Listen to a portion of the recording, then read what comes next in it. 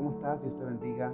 Mi nombre es el pastor Henry Castillo y en esta ocasión quiero compartir contigo una palabra de bendición. Para ello quiero ubicarme en la palabra del Señor en el libro de Primera de Reyes, capítulo 18, versículo 30 al 32. Ahí vamos a tener una lectura bíblica de donde extraeremos el pasaje, donde aprenderemos las enseñanzas que Dios quiere entregarnos en este día. Pero antes de leer la palabra del Señor, quiero decirte que el tema que vamos a ministrar en este día es arreglando el altar. Este tema forma parte de la serie Discerniendo los tiempos. Por ello, arreglando el altar es un tema propicio para el día de hoy. Libro Primero de Reyes, capítulo 18, versículos 30 y 32, dice la palabra del Señor de la manera siguiente. Entonces dijo Elías a todo el pueblo: acercaos a mí. Y todo el pueblo se le acercó y él arregló el altar de Jehová que estaba arruinado. Quiero repetir esa frase. Y él arregló el altar de Jehová que estaba arruinado. Y tomando Elías 12 piedras, conforme al número de las tribus de los hijos de Jacob, al cual había sido dada la palabra de Jehová diciendo: Israel será tu nombre. Edificó con las piedras un altar en el nombre de Jehová. Después hizo una zanja alrededor del altar en que cupieran 2 medidas de grano. Tengo que hacerte una pregunta y quiero responderle igualmente. ¿Qué es un altar? ¿Qué representa un altar? ¿O qué era un altar? Y según definamos este término, vamos a aprender cada enseñanza que Dios tiene para nosotros. Encontramos en la palabra del Señor que hay 2 ópticas sobre el altar. Está la óptica que presenta el Nuevo Testamento y la óptica del Antiguo Testamento. Porque en el Nuevo Testamento las cosas cambian con referencia al altar. Y para darle respuesta a esta primera pregunta, el altar como número 1 en hebreo significa lugar de sacrificio, lugar donde se dedican ofrendas. Eran construidos estos altares con tierra, con piedra, con bronce y en algunos casos con oro. En hebreo aparece unas 360 veces en todo el Antiguo Testamento. Y una cita para corroborar esto está en Éxodo capítulo 20, versículo 24 al 26, Éxodo capítulo 27, en el 1 y en el 2. Número 2, un altar era una señal de la presencia de Dios, un lugar donde se manifestaba continuamente la gloria de Dios, la presencia de Dios, donde se movía la mano de Dios. Lo vemos repetidamente en el Antiguo Testamento, cómo Dios se manifestaba sobre un altar. Lo vamos a ver en Génesis capítulo 4, verso 4, y también podemos citar Génesis capítulo 12, versículo 7. Como número 3, era un instrumento de mediación, reconciliación y expiación. Era el lugar escogido por Dios y señalado para presentar allí los sacrificios demandados por Dios. Levíticos capítulo 4, en todo el capítulo podemos conseguir detalles de todo esto. Como número 4, conseguiremos entonces que un altar, su propósito era mantener la relación del pacto entre el pueblo y Dios. Mantener la relación del pacto a través de la intimidad de los sacrificios. Éxodo capítulo 20, versículo 24, Levítico capítulo 1, del 5 al 16.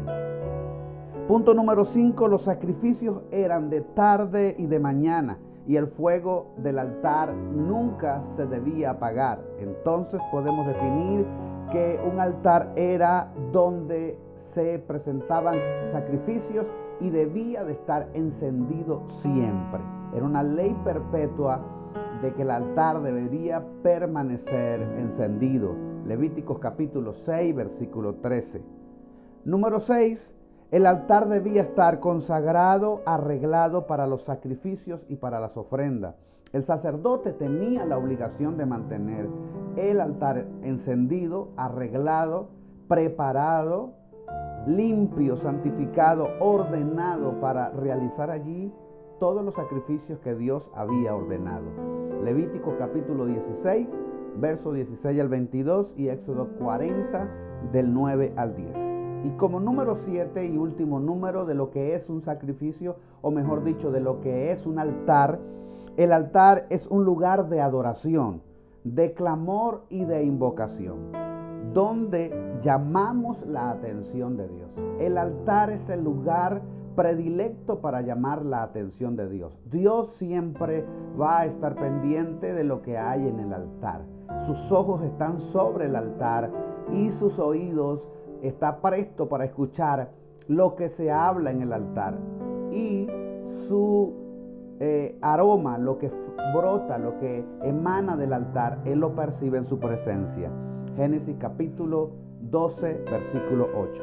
El primer altar en hebreo que encontramos hace referencia a la Biblia en Génesis capítulo 8, versículo 20.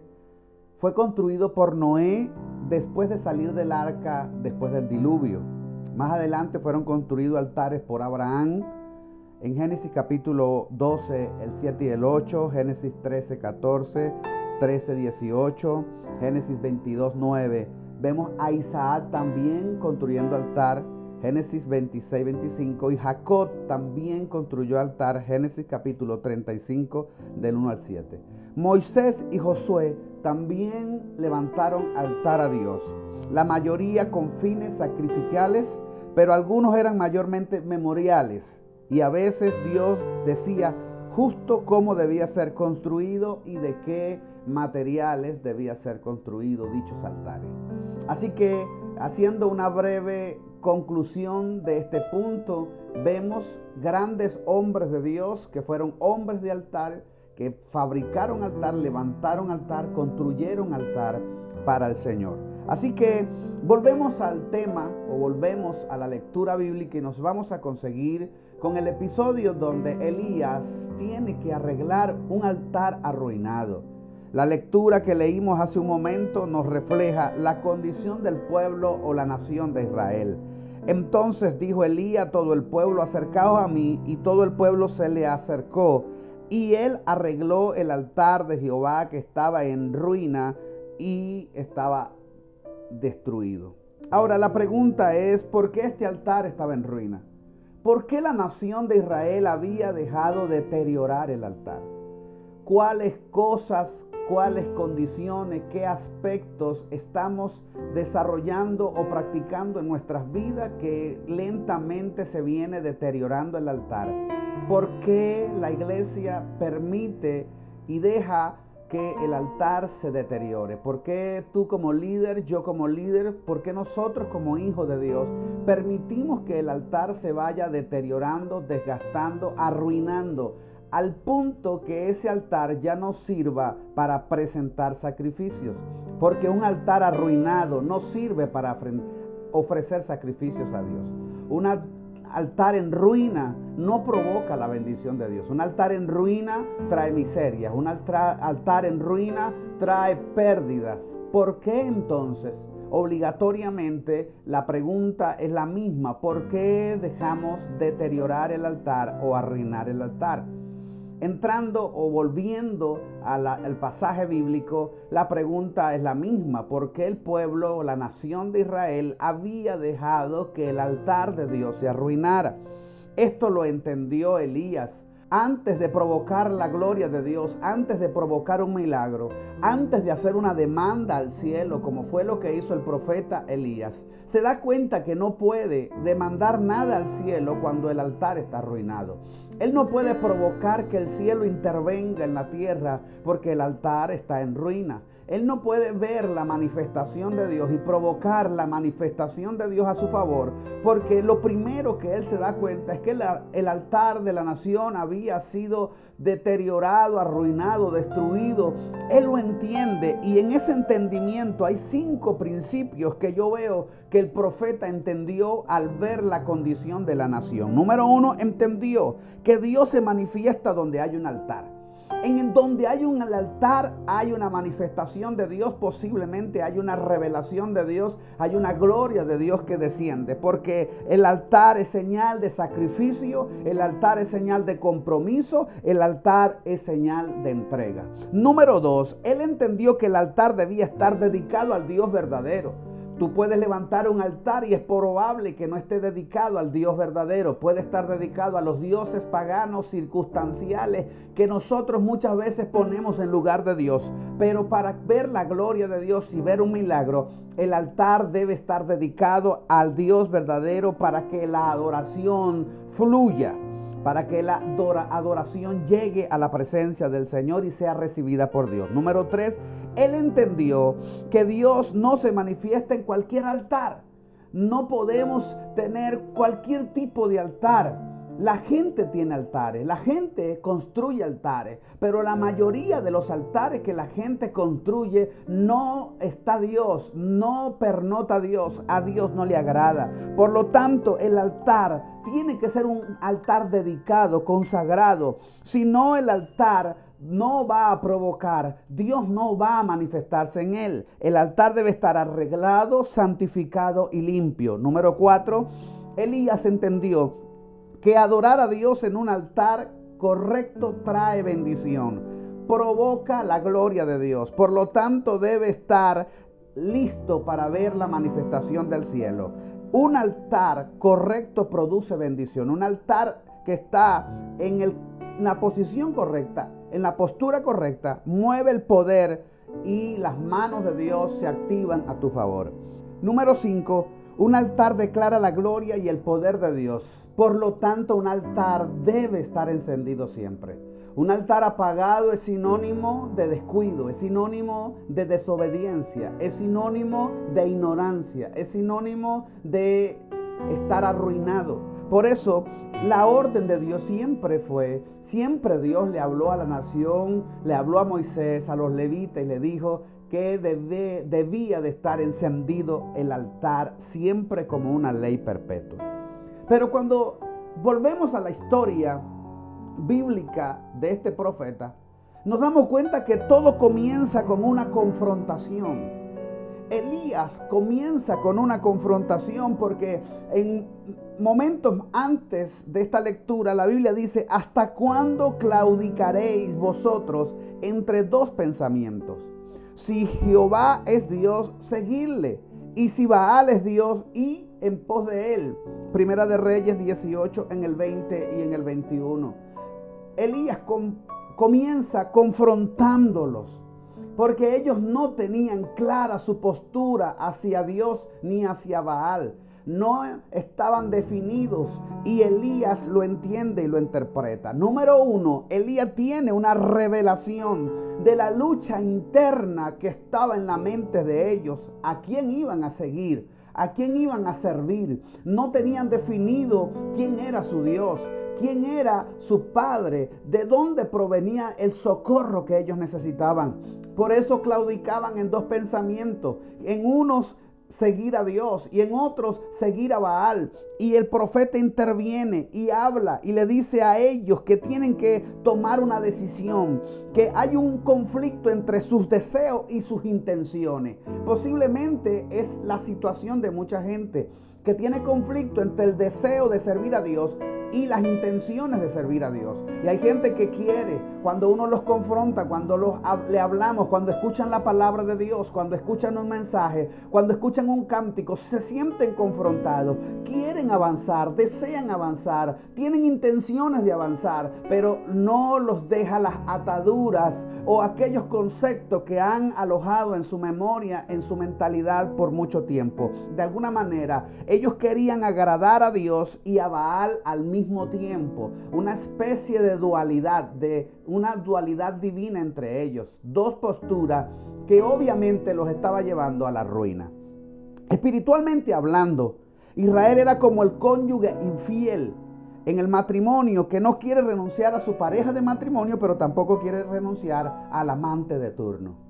y se debate en esa situación, y Dios no comparte su gloria con nadie. Dios es un Dios celoso. Dios es un Dios que anhela que nosotros le adoremos a Él, al único y verdadero Dios.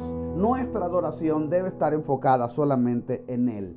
Segundo punto que yo veo acá que Elías ve en la confrontación, y es que Elías entendió el tiempo que llevaban en esta condición. Por eso el profeta Elías les dice: ¿hasta cuándo?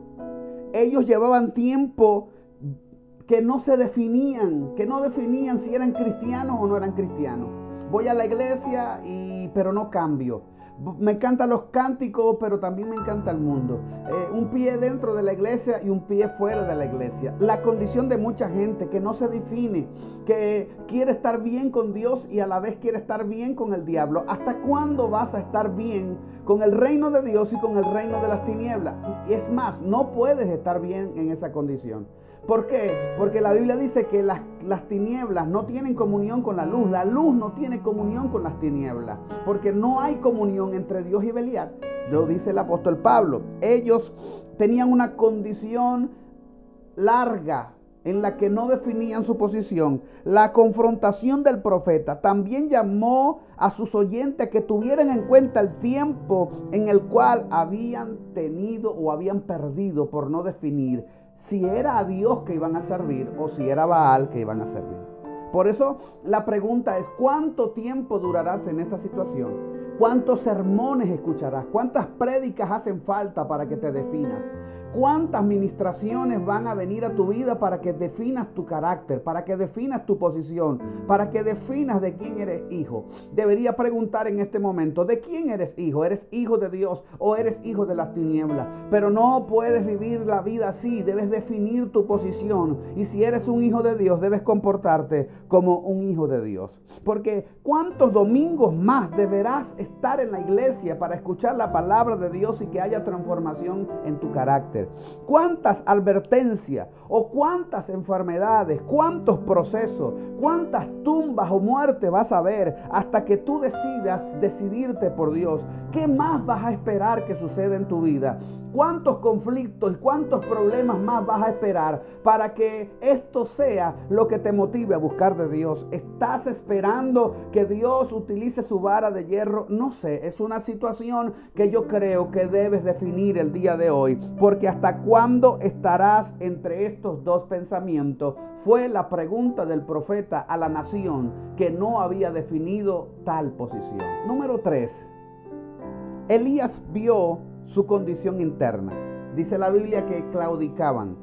La antigua palabra hebrea traducida para claudicar significa cojear, hacer un alto, saltar, danzar o brincar. ¿Por cuánto tiempo estás brincando entre un pensamiento y en otro? ¿Por cuánto tiempo más estarás saltando de una decisión a otra, de un camino al otro, de una verdad a una oscuridad? Número 4. La apelación del profeta Elías puso en claro que había una diferencia entre servir a Dios y servir a Jehová. No es lo mismo servir al diablo que servir a Dios. Nunca será lo mismo. Quiero que entiendas que servir a Dios es diferente. A lo mejor tú has estado acostumbrado a no servir a Dios. Y a lo mejor cuando hablamos de servir a Dios, hay algunos conceptos que golpean tu vida y tu imagen y posiblemente tu mente, porque quizás no se te ha revelado qué es servir a Dios. Para ellos la única cosa importante era tener un tipo de religión siguiendo su corazón hacia donde sea que el corazón los guíe. Pero Elías sabía que nunca podría ser igual, ya sea que sirvas a Baal o sirvas a Dios. Hay una diferencia y la tienes que entender. Dios te está llamando para que le sirvas. Pero hay algo que me sorprende. Y esto que me sorprende es la respuesta del pueblo. Cuando tú miras la respuesta de la nación, es algo sorprendente porque tiene mucha empatía o tiene mucho significado con la respuesta de mucha gente de hoy en día. La respuesta del pueblo fue nada. El pueblo no respondió una palabra. No hubo objeción ni arrepentimiento. Mira que a veces hay situaciones, hay personas que cuando la confrontamos con la palabra del Señor, no hay arrepentimiento y tampoco hay objeciones. Ellos la aceptan, pero no la siguen. Hay gente que escucha el mensaje, sabe que es la verdad, pero no está dispuesto a cambiar. No está dispuesto a seguir la palabra del Señor. Mira, le faltaba la valentía para defender su posición o cambiarla. Porque estaban como muertos, como estacionados, como neutrales. Estaban como en una condición, como dice la Biblia, tibios. No eran ni fríos ni calientes. Les faltaba valentía para confrontar a Elías o para cambiar la situación en la que ellos vivían. Ellos estaban dispuestos a vivir vidas bajo la misma condición que la traían de hace mucho tiempo. Le faltaba una definición, y yo diría una alta definición. Elías podía con certeza mirar sus corazones, porque él podía ver sus acciones, pero sus intenciones o sus deseos eran otros. No estaban decididos en cuanto a práctica, no estaban decididos en cuanto a verdad, en cuanto a norte, en cuanto a su presente. Tenían una confusión tremenda y una mezcolanza de circunstancias allí entre una cosa y la otra. Por eso lo primero que el profeta le dice: defínanse, ¿son cristianos o no son cristianos? ¿Son hijos de Dios o no son hijos de Dios? Porque podemos cargar una camiseta con un nombre que diga que somos hijos de Dios. Podemos cargar una gorra, podemos cargar un carnet, podemos cargar una credencial que nos identifique como hijos de Dios, pero posiblemente nuestras acciones digan lo contrario. Nuestras acciones tienen que ir de la mano con lo que confesamos. Si confesamos que somos hijos de Dios, que recibimos a Dios en nuestro corazón y que Él ha transformado nuestras vidas, entonces comportémonos como tal. Pablo dijo: comportados como hijos de luz, vestidos como hijos de luz, y no andemos más en tinieblas. Que se definan por nuestras acciones, que nuestras palabras nos delaten, que nuestras acciones nos delaten que somos hijos de Dios, lavados en la sangre del Cordero y transformados para transformar. Por eso Elías necesita restaurar el altar. Por eso Elías los confronta para restaurar el altar. Por eso es necesario restaurar el altar o arreglar el altar. Y en este episodio que estamos estudiando, Elías propone la restauración del altar, pero no solamente la propone, sino que él la enseña cómo debemos restaurar el altar. Y Elías entonces, dice la palabra del Señor, que toma 12 piedras, una por cada una de las tribus de Israel. Cada piedra representaba una tribu y cada tribu tenía un nombre y un significado. Entonces Elías se presenta con 12 piedras y cada piedra representa una tribu de Israel. Y cada tribu de Israel tiene un nombre y cada nombre tiene un significado espiritual que ellos necesitaban reconocer, que ellos necesitaban recordar, que ellos necesitaban traerlo a memoria y practicarlo, porque quizás se acordaban del nombre, pero no se acordaban del significado.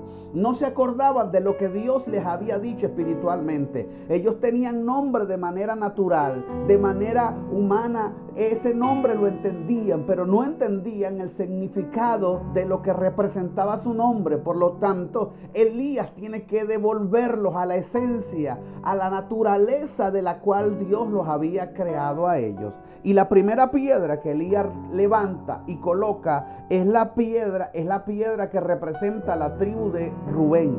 Y esta piedra significa, o Rubén significa: Jehová ha quitado mi aflicción. Esto está en Génesis capítulo 29, versículo 32.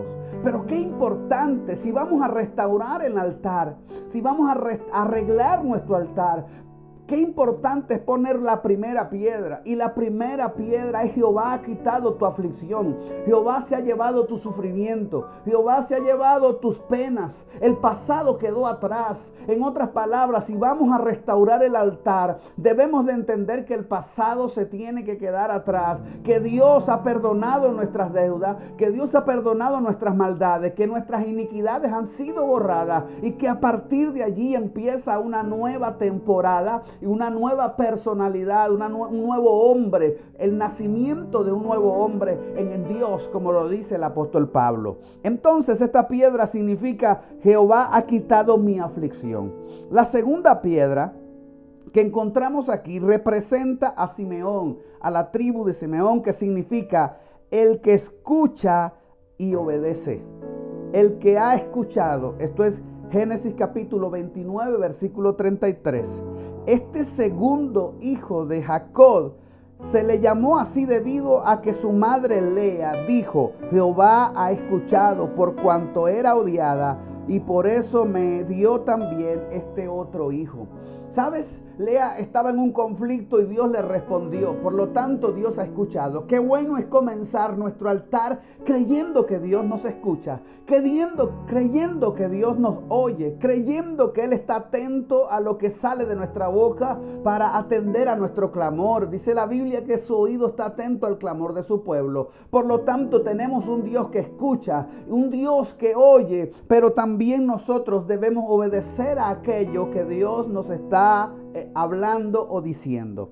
La tercera piedra representa la tribu de Leví, la cual significa unido o asociado con él.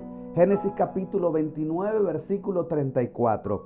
El tercer hijo de Jacob con Lea nació en Padán Aram. Sus descendientes formaron la tribu que llevó su nombre. Su nombre está relacionado con un término hebreo que significa unir. Se lo puso su madre diciendo: ahora esta vez se unirá mi marido conmigo. Pastor, ¿qué significa esto? Significa que esta piedra es el vínculo perfecto de la unidad del hombre con Dios. Dice la Biblia: el que se une con Dios, un espíritu es con él. Debemos unirnos. Qué bueno que si vamos a restaurar el altar de nuestra vida, entremos de frente con una unidad con Dios, con una unidad con su espíritu, con una unidad con su palabra. La cuarta piedra que colocó el profeta Elías para restaurar el altar o arreglarlo es la piedra que representa la tribu de Judá. Judá significa Dios es alabado o confesión. Esto está en Génesis capítulo 29, versículo 35, el cuarto hijo de Jacob. Lo que quiero decirte es que este nombre significa Dios sea alabado. Eso quiere decir que nuestro altar tiene que estar lleno de alabanza. Debemos alabar a Dios por lo que Él es. Debemos alabarlo por lo que Él hace. Debemos alabarlo por sus maravillas, por lo que hizo ayer, por lo que hace hoy, por lo que hará mañana. Debemos alabarlo en la necesidad, en la abundancia, en la escasez. Aunque entendamos o no entendamos, debemos tener un altar donde siempre hay una alabanza a nuestro Dios. Piedra número 5. Representa la tribu de Dan. Dan significa Dios hace justicia, el que juzga. Génesis capítulo 30, verso 6. Debemos entender que cuando nosotros estamos levantando un altar a Dios, Dios va a juzgar. Él es el que va a juzgar, no es nuestro trabajo juzgar. Dios es nuestra justicia, Él te hará justicia. Lo que has perdido en el camino, aquellos que se levantaron contra ti, aquellos que te señalaron, aquellos que estorbaron tu camino, aquellos que estorbaron tu destino, Dios va a hacer justicia, Dios va a hacer justicia porque Dios es un Dios justo, dice la palabra del Señor. No nos toca a ti, a mí levantar nuestra mano para defendernos o juzgar o hacer cumplir justicia a nuestras acciones. Es Dios que se levantará a tu favor, a mi favor, y Él hará justicia. Dice la palabra que nuestra justicia brillará como el sol de la mañana. Número 6. La piedra número 6, que representa a la tribu de Neftalí, significa el que da la buena batalla. Génesis capítulo 30, versículo 8. El que da la buena batalla. Qué bueno que cuando estemos arreglando nuestro altar pongamos esta piedra, que significa que con Dios no vamos a perder. Que con Dios tendremos una buena batalla y ganaremos la buena batalla, como dice el apóstol Pablo, la batalla de la fe. Qué bueno que sepamos que con Dios no perdemos, que con Dios siempre ganamos. Que aunque veamos pérdidas a nuestros alrededores y veamos días malos, días grises, días o crisis, dificultades, Dios va a ir de nuestra mano, y aquello que parece pérdida en Dios es ganancia. ¿O no dijo el apóstol Pablo que a los que aman a Dios todas las cosas nos ayudan para bien? Hay cosas que no parecen buenas, hay cosas que no parecen de victoria, pero son cosas que Dios las permite, porque de todas maneras tras de ellas está la mano de Dios, la gloria de Dios, el favor de Dios para nosotros. Por lo tanto, qué bueno es que entendamos que Él nos da la buena batalla, que si nos unimos a Él, obtendremos una buena batalla. La piedra número 7 es la piedra que representa la tribu de Gad. Y Gad significa enhorabuena, vino la buena fortuna. Qué bueno que el número 7 significa buena fortuna. Génesis capítulo 10, versículo 11. El séptimo hijo de Jacob, primogénito de Silpa, sierva de Lea, Jacob predijo que los descendientes de Gad serían muy presionados por fuerzas hostiles, pero ellos resistirían. Lo que quiero decirte con esto es que Dios da buena fortuna. Servir a Dios trae bendición, trae prosperidad. Cuando tú eres fiel a Dios, cuando tú honras a Dios, Dios te honrará. La Biblia dice que lo que sembramos cosechamos, y que si sembramos en el reino de Dios, del reino de Dios también cosecharemos. Que el que le presta al pobre a Jehová le da. Que cuando nosotros vamos al altar y colocamos allí de lo que Dios nos ha dado, Él no se queda de brazos cruzados. Él multiplica y multiplica en grande. Él dice que da semilla al que siembra. Por lo tanto, enhorabuena, Dios trae fortuna a tu vida. Lo que quiere decir es que aquel que arregla el altar, la benevolencia, la bondad, la verdad de Dios, la prosperidad de Dios viene a su vida como resultado. ¿O no dice la Biblia? Busca primeramente el reino de Dios y su justicia, y lo demás vendrá por añadidura. Hay añadidura, hay herencia, hay fortuna en las manos de Dios. Pero si tú hoy no tienes fortuna, si hoy no tienes herencia, si hoy no tienes provisión, si hoy no tienes bendición, la pregunta obligada es: ¿cómo está tu altar? La gente quiere prosperidad sin restaurar el altar. La gente quiere bendición sin compromiso con el altar. Porque el altar, ¿qué simboliza? Que hay que hacer sacrificio, que hay que poner una ofrenda, que hay que encenderlo, que hay que arreglarlo, que hay que cuidarlo, que hay que mantenerlo encendido con un sacrificio constante. Por eso Dios es Dios de pacto, y por eso Dios respalda a aquellos que han entendido esta verdad y este código de vida que prospera a aquellos que los practican. Piedra número 8 es la que representa a la tribu de Aser, y Aser significa feliz. Génesis 30, versículo 13. Cuando tú tienes un altar encendido en tu casa, tú eres feliz. Cuando tú tienes un altar encendido en tu familia, tú tienes una familia feliz. Cuando tú tienes un altar encendido en lo privado de tu corazón, tú eres feliz, irradia felicidad. Aunque no tengas dinero en el momento, aunque no tengas un carro nuevo parqueado al frente de tu casa, aunque no estés en el nuevo apartamento que deseas, eres feliz, porque estar en paz con Dios trae felicidad. Cuando mi altar está encendido, cuando mi corazón está encendido, cuando mi altar está brotando adoración al Padre, produce felicidad en mi corazón. Por lo tanto, la octava piedra es la piedra de la felicidad. Dios quiere que seas feliz. Dios quiere que tengas un matrimonio feliz, una familia feliz, un entorno feliz en tu trabajo, en tu casa, en tu hogar, en la iglesia, donde vayas. Pero para ello se necesita un altar encendido. Para ello se necesita restaurar el altar. Yo te reto y te desafío en esta hora a que arregles tu altar, y como consecuencia o resultado verás la felicidad en tu hogar, en tu familia, en tus hijos, en tu matrimonio, en todo lo que tú emprendas. Debe haber felicidad, porque fuimos llamados y diseñados para ser felices. Piedra número 9 corresponde a la tribu de Isaacar. Isaacar significa hay recompensa. Dios es galardonador de los que le buscan. Génesis 30, 18. Qué bueno que está esta piedra aquí, porque a veces el enemigo nos hace pensar que perdemos el tiempo. A veces el enemigo nos hace pensar que no vamos a lograr aquello por lo que estamos orando o estamos clamando. Por lo tanto, qué bueno que esté esta piedra acá.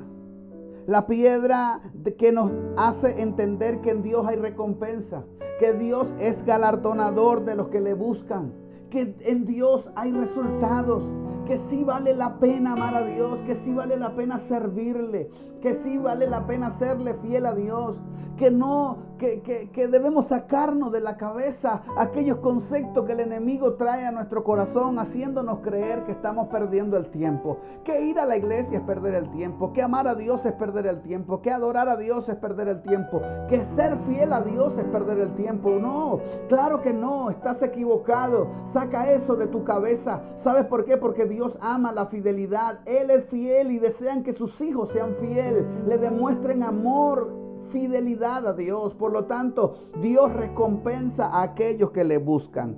La piedra número 10 es la piedra que representa a la tribu de Zabulón. Y Zabulón significa morada o habitación. Eso está en Génesis capítulo 30, versículo 20.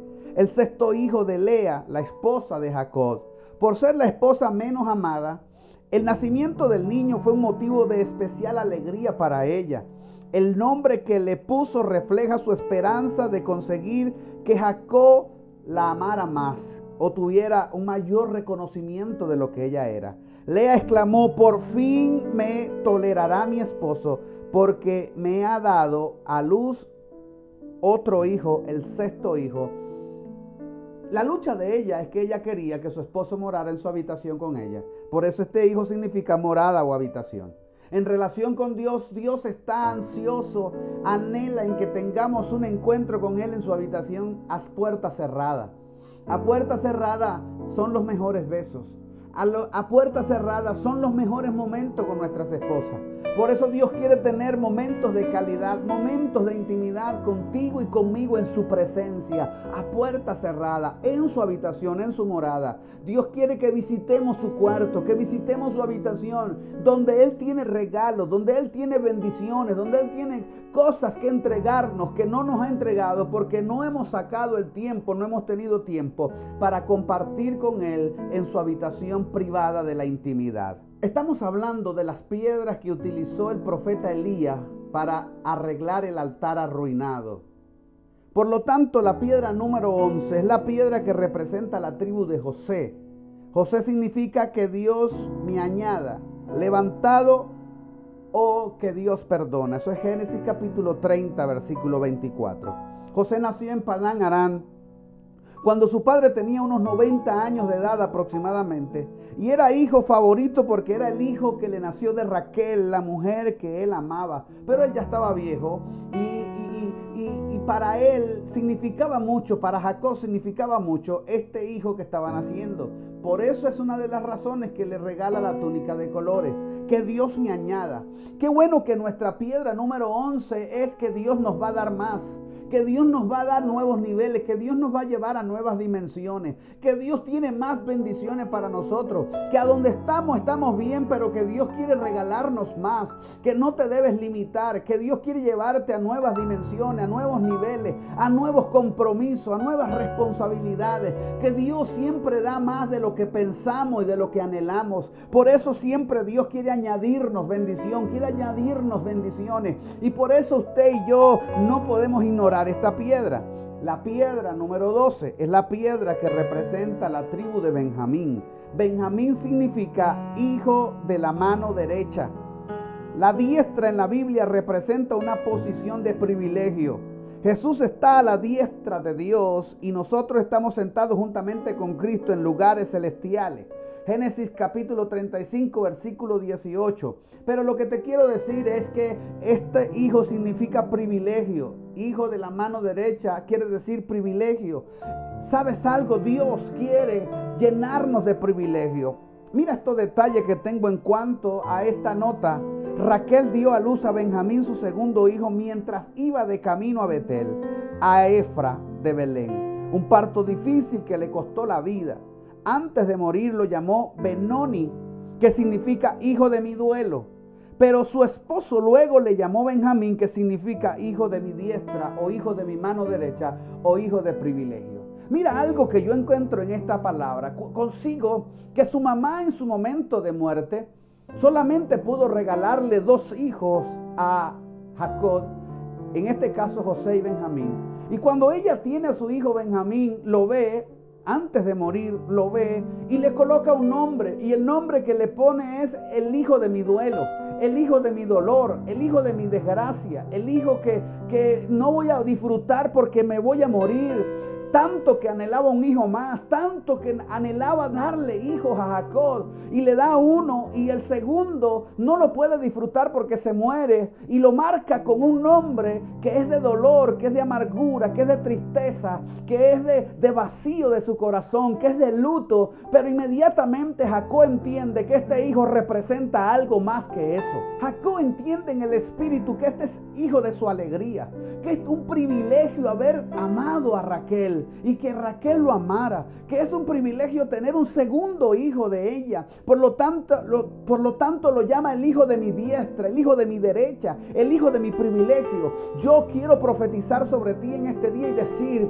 que aquello que te ha causado dolor, Dios lo va a convertir en tiempos de alegría, en un privilegio, en bendiciones para ti. Dios quiere cambiar todos esos momentos de dolor, de angustia, momentos de pérdida, momentos de luto, para cambiarlos por momentos de alegría, por momentos de bendición y de bendición en bendición. ¿Sabe qué dice la palabra del Señor? Que Él cambia nuestro lamento en danza, nuestras lágrimas las cambia en baile. Dios quiere cambiarlo a partir de tu altar privado, a partir del altar que has levantado, a partir de la restauración de tu altar. Por eso es importante la restauración, el arreglo del altar de tu vida.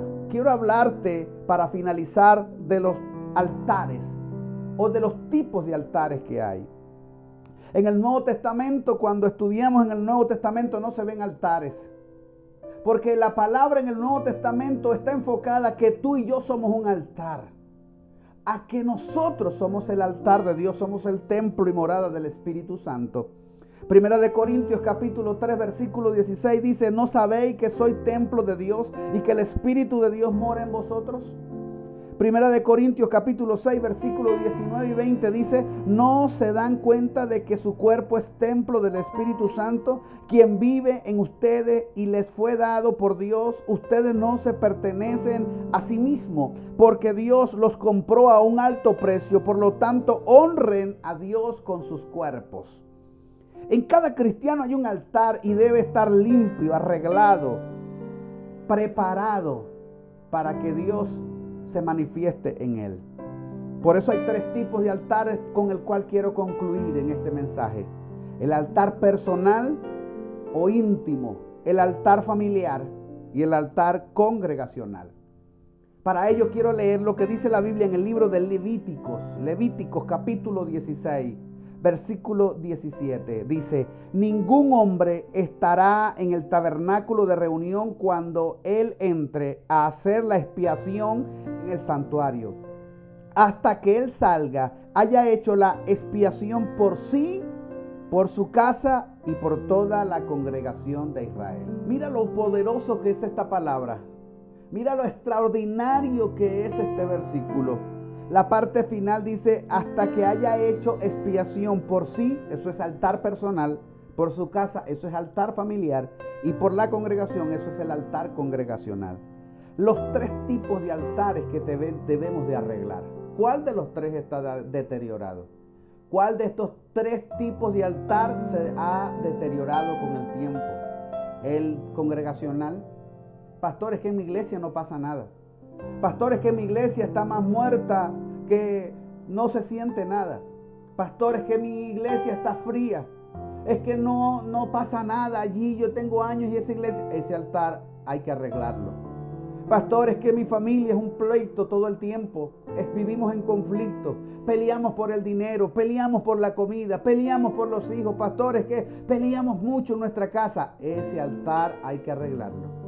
Pastores, que yo no siento ganas de buscar a Dios, es que yo no siento ganas de orar, es que no me dan ganas de ir a la iglesia, es que me da pereza, me quedo dormido leyendo la Biblia. Pastores, que yo no sé, yo tengo un desánimo. Ese altar está en ruinas y hay que arreglarlo. Esos tres tipos de altares debemos restaurarlos en este día. Dios quiere que restaures cada uno de estos tres tipos de altares. Pero no empieces arreglando el congregacional, porque por allí no se empieza. Se empieza por el altar personal, por el altar privado, por el altar íntimo, por mi vida personal, arreglar mi altar. Yo debo arreglar mi altar. Yo no puedo pedirle a mis hijos, a mi esposa, a mis seres queridos, al pastor o a la iglesia que arregle el altar de la iglesia cuando mi altar está en ruina. Hay gente que llega al pastor pidiéndole que el altar de la iglesia está desordenado cuando el altar de su vida no lo ha reparado. No podemos mirar la paja en el ojo ajeno cuando la viga que está en el ojo nuestro no nos permite ver. Debemos arreglar el altar personal. Este es un año, este es un tiempo para arreglar nuestro altar personal. Este mensaje va enfocado a que tú restaures tu altar personal y luego pasarás a arreglar el altar familiar, que es el propósito de Dios. Que tu familia sea feliz, que tu familia esté estable, que tu familia sea sana, que tu familia sea próspera, que tu familia irradie luz, que tu casa sea el centro de bendición de tu barrio. Para ello necesitas restaurar el altar de tu familia. Y una vez así podrás reparar el altar congregacional, donde todos nos reunimos para adorar a Dios. Necesitamos restaurar nuestros altares. Si discernimos los tiempos que estamos viviendo, nos vamos a dar cuenta que Dios ha permitido esta pandemia para que restauremos nuestro altar personal. Si algo entiendo yo positivo de esta pandemia es que Dios nos está llamando a la intimidad. Dios nos ha encerrado en nuestras casas. Dios ha permitido que no salgamos a la calle. ¿Para qué? Para que podamos tener tiempo suficiente para restaurar nuestro altar personal, para restaurar nuestro altar familiar, para que ordenemos nuestra familia, para que oremos con nuestra familia, para que bendigamos a Dios en familia. Y luego vayamos nuevamente con esta segunda oportunidad de hacer iglesia y restauremos el altar de la iglesia. Pero no podemos pretender que el altar de la iglesia está encendido cuando mi altar personal y el de mi familia está por el suelo. Por eso la palabra del Señor en el libro de Hechos revela cómo el Espíritu Santo vino sobre ellos, pero ellos estaban como 120. Allí en el aposento alto se habían quedado. Les dijo: quédense aquí. ¿Cuánto tiempo? No sé el tiempo, pero deben quedarse aquí encerrados. Era como un encuartelamiento, era como un encierro que ellos tenían que estar allí hasta que fueran investidos del poder de lo alto. Lo mismo que hoy está sucediendo. Dios le está demandando a la iglesia restaurar el altar personal, el altar familiar y el altar congregacional. Únete conmigo y restauremos el altar para ver las maravillas, las glorias, la mano poderosa de Dios en nuestro favor, en favor de nuestra familia y en favor de nuestra sociedad. Dios te bendiga.